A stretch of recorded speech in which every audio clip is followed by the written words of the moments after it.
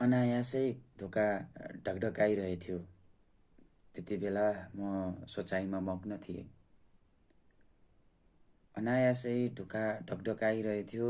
त्यति बेला म सोचाइमा मग्न थिएँ। तिम्रो आवाज भएझैँ गरेर मैले पनि आवाज दिएँ। को हौ भनेर सोधेँ। केही क्षणपछि मौनतामा उत्तर आयो, म तिमी नै हो भनेर।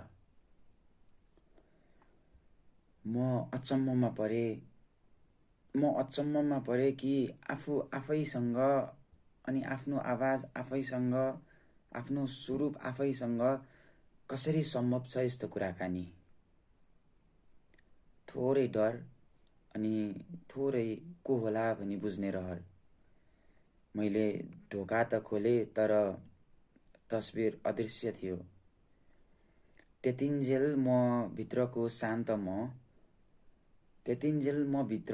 शान्त म आफ्नै कोठामा आफैसँग भुल्दै थिएँ। मेरा श्वास नली बढ्न थाले अनि धड्कनका वेगहरू चढ्न थाले।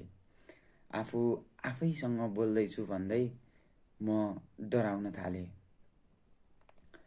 क्षणभरमै आँखा बन्द गरी ढुकढुकीलाई महसुस गर्दा ढकढक गर्ने ढोका होइन, मन रहेछ। सम्झनाको भुइँचालो होइन, पराकम्पन मात्रै रहेछ। सम्झनाको भुइँचालो होइन, पराकम्पन मात्रै रहेछ।